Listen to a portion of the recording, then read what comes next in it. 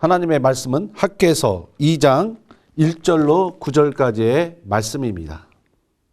학개서 2장 1절로 9절까지의 말씀입니다. 제가 봉독해 드리겠습니다. 일곱째 달 곧 그 달 21일에 여호와의 말씀이 선지자 학개에게 임하니라. 이르시되 너는 스알디엘의 아들 유다 총독 스룹바벨과 여호사닥의 아들 대제사장 여호수아와 남은 백성에게 말하여 이르라. 너희 가운데 남아있는 자 중에서 이 성전의 이전 영광을 본 자가 누구냐? 이제 이것이 너희에게 어떻게 보이느냐? 이것이 너희 눈에 보잘것이 없지 아니하냐? 그러나 여호와가 이르노라. 스룹바벨아 스스로 굳세게 할지어다. 여호사닥의 아들 대제사장 여호수아야 스스로 굳세게 할지어다. 여호와의 말이니라. 이 땅 모든 백성아 스스로 굳세게 하여 일할지어다. 내가 너희와 함께하노라. 만군의 여호와의 말이니라. 너희가 애굽에서 나올 때에 내가 너희와 언약한 말과 나의 영이 계속하여 너희 가운데 머물러 있나니 너희는 두려워하지 말지어다. 만군의 여호와가 이같이 말하노라. 조금 있으면 내가 하늘과 땅과 바다와 육지를 진동시킬 것이요 또한 모든 나라를 진동시킬 것이며 모든 나라의 보배가 이르리니 내가 이 성전의 영광이 충만하게 하리라. 만군의 여호와의 말이니라. 은도 내 것이요 금도 내 것이니라. 만군의 여호와의 말이니라. 이 성전의 나중 영광이 이전 영광보다 크리라. 만군의 여호와의 말이니라. 내가 이곳에 평강을 주리라. 만군의 여호와의 말이니라. 아멘. 이 시간 이 새벽 예배를 하나님께 드리시는 모든 성도님들에게 하나님 주시는 평강과 은혜가 함께 하시기를 진심으로 소망합니다. 이 바벨론에서 돌아온 이 스룹바벨과 또 여호수아를 중심으로 성전 재건축이 이제 다시 시작되었습니다. 그런데 막상 이 성전 재건축을 하고 보니까 이 성전이 너무나 초라한 것입니다. 이 백성들이 보기에 초라한 것이에요. 그도 그럴 것이 이 예전에 500년 전에 지었던 그 솔로몬 왕 시절에 그 화려했던 그 시절에 지었던 그 성전에 비해서 우리 이 유대인들이 볼 때 정말 자기들이 짓는 이 성전은 너무나 초라하고 너무나 보잘것없이 보였습니다. 그러나 하나님께서는 이 학개 선지자를 통해서 오늘 말씀을 통해서 그것이 아니다. 비록 외형은 초라할지라도 하나님의 영이 나의 영이 이전에 함께 할 때에 이전의 영광이 이전에 있었던 그 솔로몬 성전의 그 영광보다 훨씬 크리라 라고 격려해주고 위로해주고 있는 그런 모습이고 그런 대목입니다. 그러니까 성전의 어떤 외형이 중요한 것이 아니라 하나님의 영이 함께 있을 때 이 전의 영이 빛날 것이다. 더욱 영광을 하나님의 영광을 드러낼 것이다 라고 하나님께서는 학개 선지자를 통해서 이렇게 낙심한 그런 이 백성들을 위로하고 격려하고 있는 모습이 오늘 본문의 말씀인 것입니다. 우리가 정말 중요한 것은 사람들은 무엇입니까? 외형을 추구합니다. 외모를 추구합니다. 뭔가 이렇게 화려한 걸 추구하고 웅장한 걸 추구하고 화려하고 웅장하고 뭔가 커 보일 때 그것이 좋다라고 그런 가치 판단도 해버리는 거예요. 크고 웅장할수록 그것이 좋은 것이다. 그러나 하나님께서는 이 말씀을 통해서 우리에게 무엇을 가르쳐 주십니까? 외형적으로 화려하고 크고 이렇게 웅장한 것이 좋은 것이 아니라 올바른 것이 아니라 그 하나님이 그 어떤 건물이라든가 하나님의 어떤 그 일에 하나님이 함께 하시느냐 그렇지 아니하느냐가 정말 중요한 것이다 라고 말씀을 하고 있는 것입니다. 오늘 그 유대인의 그 포로들이 돌아와서 그 성전을 지어갈 때 그 솔로몬 시절의 성전보다는 훨씬 그 외형적으로 또 재료라는 것이 또 소박하고 또 이렇게 좀 초라해 보였지만 하나님의 영이 함께 하실 때 그 성전의 영광이 드러나는 것이다. 그런 말씀입니다. 이러한 관점은 비단 주의 일뿐만 아니라 우리 개인의 삶에서도 마찬가지입니다. 우리 개인의 삶에서 내가 무엇을 추구하느냐. 외형적으로 아주 화려한 삶을 추구하고 그런 웅장한 삶을 추구할지라도 내면적으로 내가 하나님의 영과 동행하지 않고 하나님이 주시는 어떤 그런 가치, 어떤 사랑의 가치라든가 진실한 어떤 그 내면적인 가치가 소홀했을 때는 그 삶이 하나님 보시기에는 좋지 않은 것입니다. 그러나 비록 소박한 인생이랄지라도 어떤 사람들이 볼 때는 어떤 그런 크고 웅장한 그런 화려한 그런 삶이 아닐지라도 정말 그 내면에 하나님이 주신 사랑과 신실한 믿음을 가지고 그 내면적인 가치를 추구하면서 살아가는 그런 인생이 있다면 그런 인생은 하나님께서 귀히 보시는 그런 인생인 것입니다. 가정도 마찬가지입니다. 가정이 서로 이렇게 사랑하고 화목하고 비록 그 가정이 어떤 외적으로는 화려한 어떤 모습이 아닐지라도 그 가정의 사랑의 어떤 가치가 흐르고 어떤 진실한 어떤 그런 서로 상호 신뢰의 가치가 흐르고 서로 섬김의 그런 삶이 그 가정 가운데 있다면 그 가정은 하나님이 기뻐하시는 가정이요 하나님께 영광 돌리는 그런 가정인 것입니다. 이러한 삶의 가치는 우리의 가정과 우리의 직장과 우리의 이웃간과의 관계에서도 마찬가지입니다. 어떤 외적인 어떤 그럴듯한 모습보다는 내면의 가치, 정말 주님께서 함께하고 있느냐, 그게 더 중요하다는 그런 말씀입니다. 예수님께서 이 세상에 오셨을 때 그때 그 유대인의 그 상태가 어땠습니까? 그 당시 그 유대인의 왕이 헤롯 왕이었습니다. 헤롯 왕은 정말 궁궐에서 화려한 궁궐에 살면서 또 유대인들에게 환심을 사기 위해서 제3의 성전, 세 번째 성전, 그 헤롯 성전을 아주 웅장하게 지었습니다. 성전은 웅장했어요. 그리고 그 성전을 중심으로 많은 그 유대 종교 지도자들이 아주 그 높은 직책을 차지하고 있었습니다. 대제사장들, 서기관들, 바리새인들, 율법사들, 아주 그 종교 지도자들이 그럴듯한 위치를 차지하고 있었고 율법서를 낭독하며 긴 그 종교적인 옷을 입고 다니면서 외적으로는 그럴듯한 그런 모습으로 살고 있었습니다. 그러나 그들의 내면은 어땠습니까? 헤롯 성전이 웅장하고 그들이 종교적인 그 지위가 높고 그럴듯한 아버지 그런 모습이었지만 그들의 어떤 내면은 정말로 위선과 거짓과 또 남을 정죄하고 남을 판단하는 그런 마음으로 가득 차 있었던 것입니다. 비록 성전이 위대하고 또 종교 지도자들의 외적인 모습이 높아 보였지만 그들의 내면은 하나님이 함께하고 있지 않았기 때문에 그들의 삶은 하나님이 인정하지 않는 그런 삶이었습니다.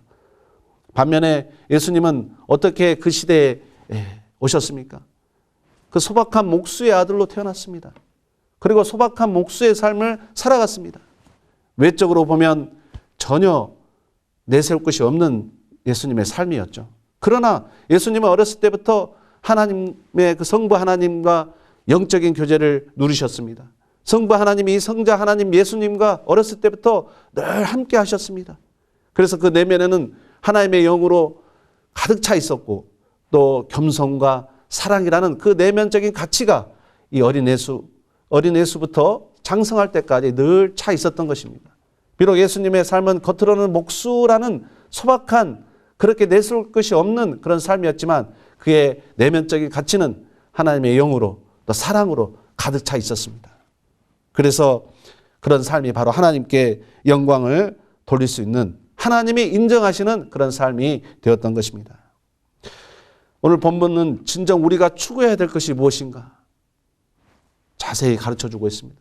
어떤 성전의 화려한 외형이 아니라 금으로 이렇게 만들고 화려한 대리석으로 만든 그런 성전의 그런 모습이 성전을 성전답게 하는 것이 아니라 비록 재료는 소박할지라도 그 안에 하나님의 영이 거하고 그러나 하나님이 함께 하시는 성전일 때야지 그것이 정말로 성전다운 성전이고 하나님께 영광 돌리는 성전이 될 수 있다는 것을 말씀해 주고 있습니다. 그러면서 우리에게도 같은 것을 가르치고 있는 것이죠. 우리가 정말 추구해야 될 삶의 모습은 무엇인가? 화려한 외적인 모습인가? 내 개인의 삶에서, 우리 가정의 삶에서, 우리 직장에서 화려한 어떤 외적인 가치를 추구할 것인가? 아니면 하나님이 함께 하시는 그런 내면적인 가치, 사랑과 진실과 정의와 이런 것을 추구해야 될 것인가를 무엇이 하나님께 더 영광을 돌리는 일인가를 보여주고 있는 그런 본문 말씀인 것입니다. 한 해군 제독이 있었습니다. 이 제독이라 하면 어떤 사람입니까? 큰 함대, 그 배가 한두 척이 아니라 수십 대의 배를 거느리는 그런 함대의 최고 지도자가 해군 제독인 것입니다. 이 해군 제독이 하루는 함대를 이끌고 출항하고 있었습니다. 항해를 하고 있었습니다. 그러나 그날따라 짙은 안개가 끼어 있었습니다. 그런데 레이더병이 이 제독에게 보고를 합니다. 제독님, 지금 레이더에 작은 점이 보입니다. 이대로 가다가는 충돌할 수 있습니다. 그러니까 제독이 명령을 합니다. 무전병에게 명령을 합니다. 저 작은 배를 향해서 우연으로 15도 틀어라 라고 명령을 합니다. 무전병은 그렇게 명령을 따라서 무전을 쳤습니다. 지금 앞에서 오는 작은 배는 지금 당장 우연으로 15도 틀어라.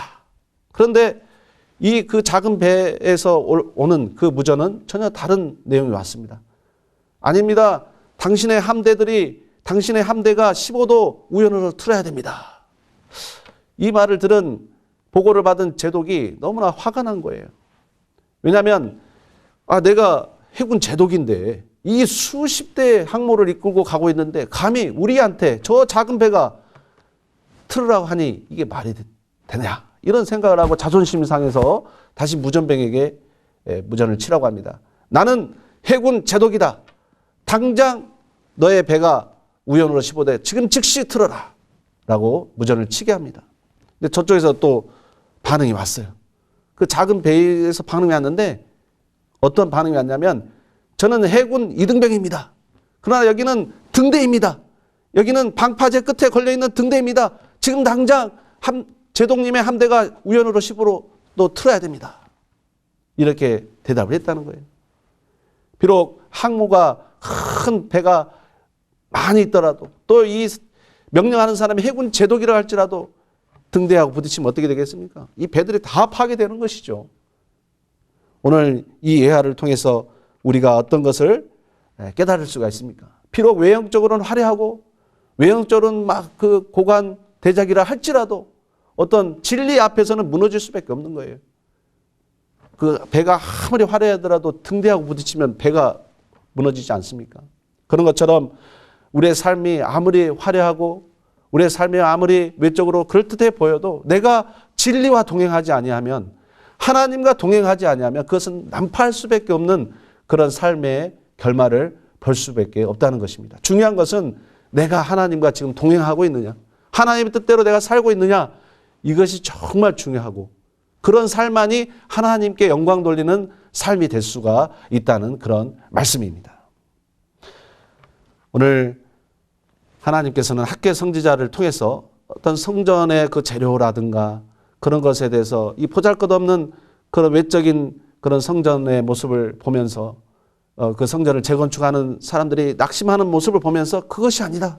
중요한 것은 성전의 어떤 재료가 중요한 것이 아니라 하나님의 영이 함께 있느냐 없느냐가 정말 중요한 것이다. 내가 나의 영을 이전에 물붓듯이 부어주겠다라고 위로하고 격려하는 하나님의 그런 메시지를 우리가 들으면서 오늘 우리의 삶 속에서도 우리가 개인적인 삶에서 그리고 우리 가정에서 그리고 내가 다니는 어떤 직장과 이웃 간의 관계에서 어떤 외적인 모습을 추구하는 것이 아니라 정말 하나님과 함께 동행하면서 사랑의 가치, 섬김의 가치를 실천함으로써 하나님께 영광 돌리고 정말 많은 이웃들에게 선한 영향력을 끼우치는 저와 여러분들이 다 되시기를 주의 이름으로 축원드립니다. 아멘. 이 시간 우리 함께 기도하기를 원합니다. 오늘 말씀 붙들면서 하나님과 동행하면서 우리가 하나님이 주신 그런 사명을 잘 감당할 수 있도록 우리가 기도하기를 바랍니다. 그리고 코로나19가 속히 소멸되도록 우리 정부와 의료진들과 또 국민이 하나 되어서 이 코로나19를 속히 극복할 수 있도록 오늘 말씀을 붙들고 또 우리 코로나19 소멸을 위해서 우리가 한번 주여 한번 외치고 한번 기도하겠습니다. 주여! 하나님 아버지, 오늘 말씀처럼 우리가 진정 추구해야 될 가치가 아버지 하나님 내면적인 가치고 정말 외형적인 모습이 아니라 주님과 동행하고 있느냐 아니냐, 이것이 아버지 정말 중요한 줄로 믿습니다. 우리의 삶 속에서, 개인적인 삶에서, 그리고 우리 가정에서, 우리 직장에서 아버지 우리가 정말 하나님과 동행하는 삶을 살게 하옵시고 그런 삶을 추구하는 저희들의 삶이 되게 하여 주옵소서. 아버지 정말 다시 한번 우리 코로나19로 온 세계가 특별히 대한민국이 고통받고 있사오니 주님 불쌍히 여겨주시고 하나님의 능력으로 이 코로나19를 잘 극복할 수 있도록 아버지 함께해 주시옵소서. 아버지 하나님 모두 앞서서 일하시는 우리 보건 당국자들과 의료진들 또 우리 국민들이 하나 되어서 우리 한국교회가 기도하는 마음으로 이 위기를 극복할 수 있도록 은혜 베풀어 주옵소서. 하나님 아버지, 정말 하나님께서 원하시는 것은 주님과 동행하고 있느냐, 그렇지 아니하냐가 정말 중요한 줄로 믿습니다. 어떤 화려한 외적인 가치를 추구하는 것보다 아버지 하나님, 주님과 함께 동행하는 그런 삶을 추구하는 우리의 삶이 되게 하여 주옵소서.